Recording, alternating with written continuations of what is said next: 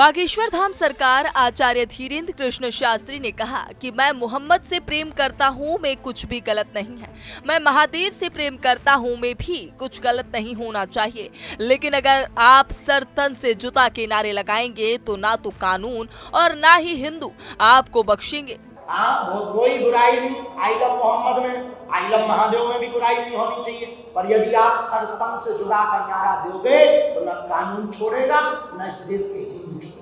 हाल ही में हुई पत्थरबाजी की घटनाओं पर धीरेन्द्र कृष्ण शास्त्री कहते हैं कि विदेशी ताकतों द्वारा पूरे भारत में हिंदुओं को डराने का दुष्प्रचार फैलाया जा रहा है।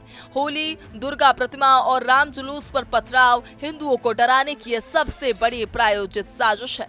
यह सबसे बड़ा चलन बन गया है। इसलिए हम हिंदुओं का डर दूर करने और हिंदुओं को जागृत करने के लिए पूरे देश में पद यात्राएं कर रहे हैं।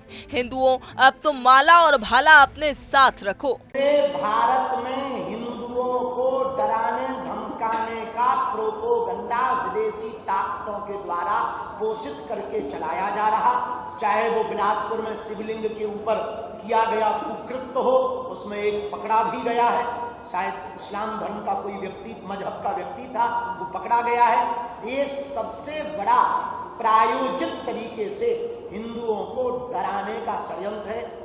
होली पर पत्थरबाजी, दुर्गा मूर्ति पर पत्थरबाजी, राम जुलूस पर पत्थरबाजी, ये इनका सबसे बड़ा ट्रेंड हो गया।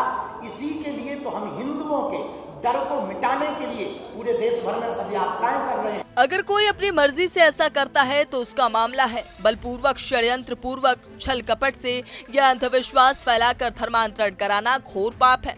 सरकार को इसके लिए मृत्यु दंड का प्रावधान करना चाहिए। फांसी की सजा सरकार को देने का प्रावधान करना चाहिए।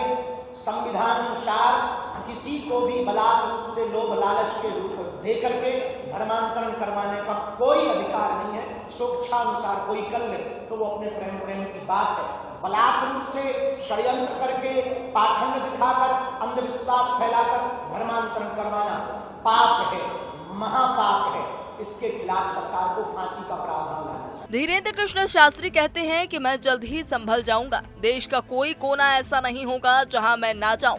हम हिंदू विरोधियों को या तो देश छोड़कर जाने पर मजबूर करेंगे या फिर उनकी घर वापसी करेंगे। यूपी में अभी पदयात्रा है, फिर संभल हम जाएंगे और उन नक्कटों की भी ठठरी मारेंगे, चिंता मत करो। देश का ऐसा कोई कोना नहीं होगा जहां हम नहीं जाएंगे और हिंदू विरोधी लोगों की ठठरी और गठरी दोनों बांधकर या तो देश निकाला करवाएंगे या उनकी घर वापसी करेंगे। आई लव मोहम्मद को स्वीकार करने के साथ ही धीरेन्द्र शास्त्री ने विरोध की राजनीति और सर तन से जुदा जैसी धमकियों को लेकर कड़ा रुख अपनाया है।